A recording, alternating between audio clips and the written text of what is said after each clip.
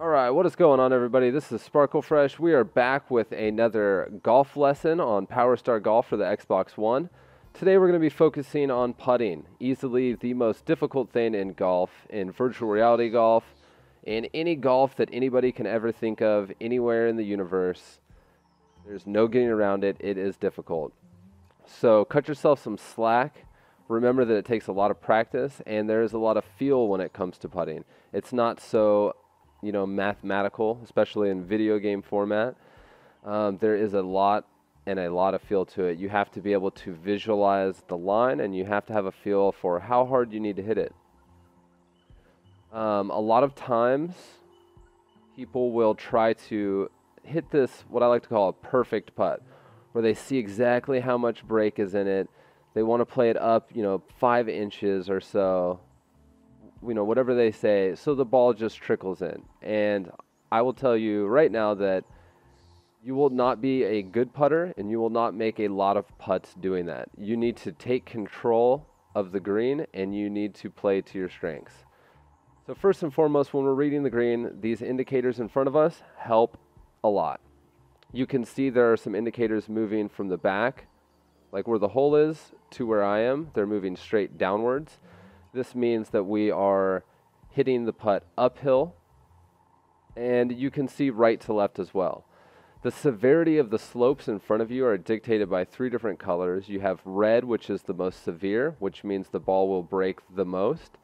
And then you have orange, which is medium range, and green being the lowest. So directly in front of us is all green. It does go from red and orange to green in most cases. With directly in front of us, it does move a little bit more. But because it is not overly severe and we are putting uphill, that means that we can take a lot of control of this putt and not have to play a lot of break. Now, when we're getting to, actually, let me say this real fast. Using the D-pad to move the cursor, I find, is a lot easier than moving the analog stick. The analog stick moves a lot faster, and it is harder to be precise, especially on the longer range putts. Short ones, not as much, but the D-pad still allows you to make those ever so minor movements, and it can be really helpful. So because I'm hitting this putt uphill, the speed in which I hit it is going to determine how much it actually breaks. The harder I hit it, the less amount of break. You can never make a putt if you're short. There's no getting around it. It has never happened, ever. You just cannot make a putt if you come up short. So you're always going to want to hit it past the hole. I would say ideally, you'd probably want to be about that far past the hole every single time. So with that in mind, I come up here, I see how much break's in front of me. I could play, a decent amount of break over here and watch the ball kind of like trickle in. But instead, I'm going to play less break, giving myself a better chance to make the putt. And I'm just going to have to hit it more firmly. So instead of going about there where the indicator is, I'll probably hit it up to about where the 15-foot marker is. Not a lot of break, and I will just give it a go. As you can see, the ball did not go flying past the hole, but we took a lot of the break out, and it helped us a lot. So I'm going to go ahead to another hole. I'll get set up there, and I'll see you over there. All right, we're back, and I got a pretty long and difficult putt here. It is uphill, which means it's not going to break quite as much, but it is extremely uphill, so we are going to have to hit it really, really, really firm. Are you ready? One of the things that I recommend getting out of your mind when you have a putt like this is don't necessarily try to make it, because it's not going to happen as often as you want to. Just try to play a nice lag putt, which means you want to get it up in and around the hole to where you know that you have a very, very easy second putt. So if we look at the grid in front of us, fortunately, we're not actually in an area that has too much slope to it. So we see everything is definitely moving from the right to the left, however. So, I mean, that makes that pretty easy. But because this is so uphill, we're probably going to have to play it, somewhere in this region. Now, one thing that you don't want to do on these putts is you don't want to leave yourself a difficult second putt, which a difficult second putt would be like up in this area. So then you have a downhill. You could see this is all red and orange in this area. So that means you would have a downhill, severely sloping putt from left to right, and your chances of making that would even be more slim than this putt. So ideally, you either want to be a little bit short or you want to be just a little bit down in this area right here. I wouldn't recommend leaving yourself a downhill putt unless it's really close. I would say this little half circle area right here, this is kind of the key. This is what you want to be aiming for.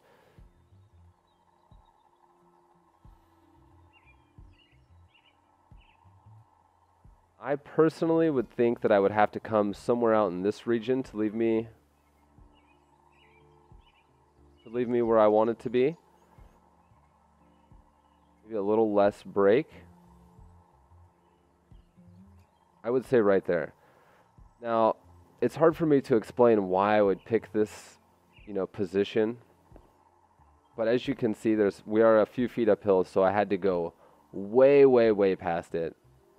I also did use my indicator just because on a putt that is so severely uphill that I'm trying to lag, I actually want to try to be a little bit more precise. I know that sounds, kind of silly considering I want to make the other putts and I don't necessarily want to make this putt. But the more difficult a putt gets, whether you're trying to make it or not, will determine, how much effort you need to put into the actual putt itself. I would say I'm going to go ahead and go with this position. Hopefully I'll leave myself a little bit shorter, a little bit to the left. Maybe I'll come up just a little bit.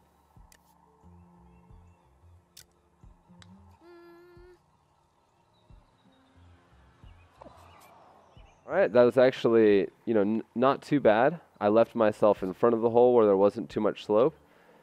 And as you can see, I still have a decent amount of right to left movement in front of me. But because we're so close and it's so level and this is a short putt, you can hit this as hard as you want almost. I mean, within reason. You can hit this putt really firm and make it 100% of the time, without playing any break at all if you just hit it firm. I played little to no break at all, and I hit it, about as firm as I wanted to, and it took out that break, and that's going to help you with the shorter putts in almost every single scenario that you come across. So I'm going to find another hole for us to putt on, and I'll be right back. Okay, so we got ourselves a nice little downhill putt right here. The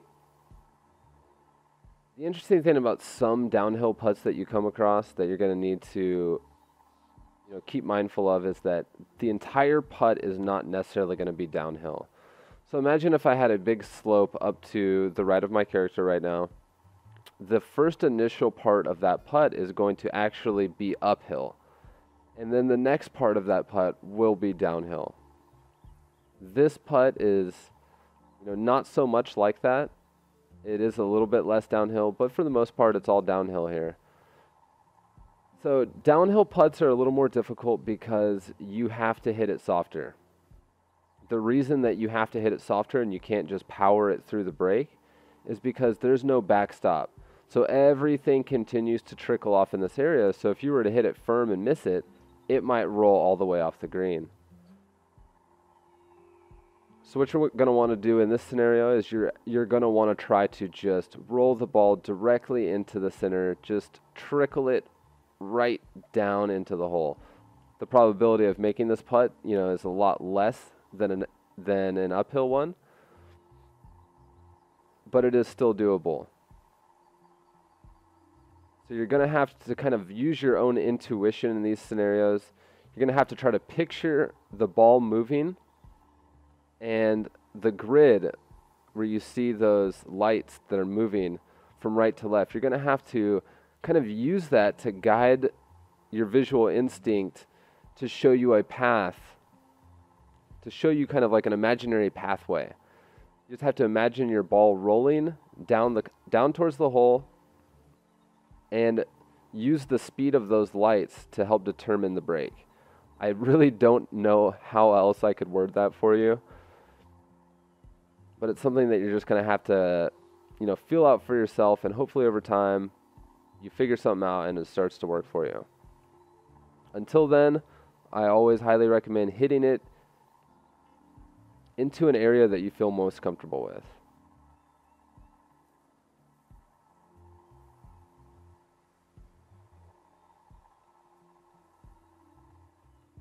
So we're going to have to play a lot more break here. As you can see, if this was an uphill putt, I'd probably be somewhere in this region. But since it's a downhill putt, we almost have to double that.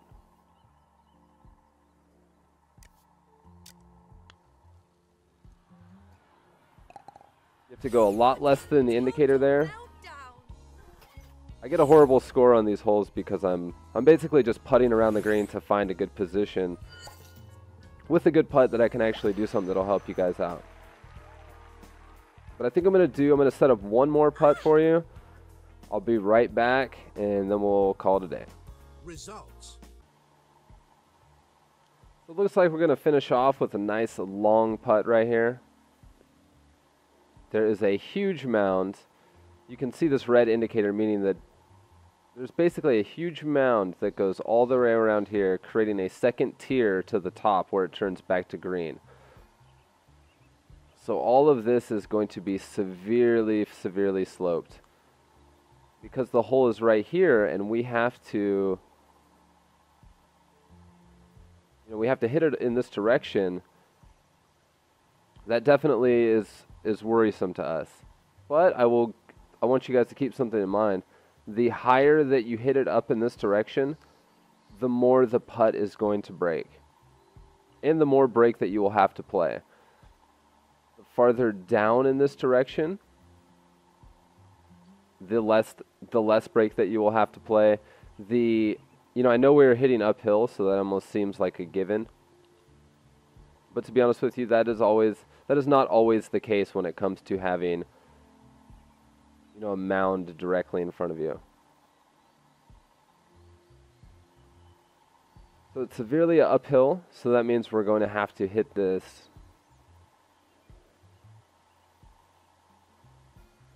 pretty firm. We're going to go up here and have a look. So this all flattens out in this direction. This is all an uphill putt. Like, if we left ourselves a putt right here, that would be perfect. The only problem with that is that you have a nice slope right here, and you have a nice slope right here, so it's all kind of like funneling in this direction. So if you miss your spot right here, and you get left over here or over here, even though you're going to have a short putt, it is still going to be incredibly difficult. The only bad thing is that all of this is downhill. So even though it doesn't look like there's a lot of break in this general vicinity, you are going to have to play a lot more than you initially wanted to, because it will affect you a lot more, because these indicators that are moving quickly, in this direction, even though they're not moving fast in this direction, these are the ones that are probably going to affect your break on the next putt. So you can't always just look at the side-to-side movement. You have to look front to back. You have to see how fast those are moving, because that might be what you're looking at on your very next putt. So that means that we're going to have to try to use this area to kind of funnel our ball right into here so we have a nice uphill putt. I never try to make these putts. It's not really worth it. You just want to make sure that you get out of here with the 2-putt. You're safe, and every now and again, you know, you'll make one, and it'll be great.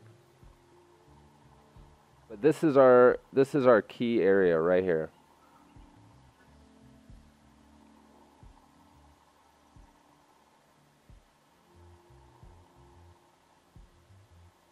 And actually, because that is such a severe slope, I'm even going to have to play more power, because part of this is going to be going uphill even more at the slope. Even though coming down it will actually be going downhill slightly. Those are all things that you're going to have to pay attention to. Man, pardon me. Those are all things you're going to have to pay attention to. And it's a lot to take in, you know, as always, but just keep at it. It'll come eventually.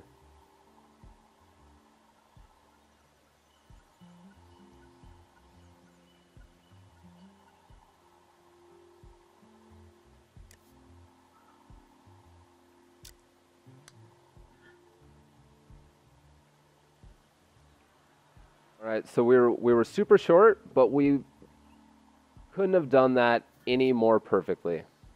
We gave ourselves the easiest second putt that you had. So you should be proud of yourselves if you do that, because that is exactly what you want. I mean, this is a guaranteed 2-putt. Yes, it's breaking from left to right and it's uphill, but, you know, as we talked about before, just hit it firm. And it's going to go straight in the center of the cup every single time. And if you really try to remember, if you really try to constantly remember that you have to hit the ball past the hole, you need to hit it a little more firm, and you're the one that is in control of how much the putt will break, I think you guys will start making a lot more putts. It'll get easier for you. You'll make more birdies, and your rounds will just be more enjoyable overall. I think I might get into the rough my next go around, maybe some iron shots. I'm not really sure. I'll think about it. But I hope this helped you guys. If you have any suggestions or you need any help, if you need help with anything specific, go ahead and leave it in the comments below. I will do my best to help you out. But in the meantime, thanks for watching, and I'll see you guys again.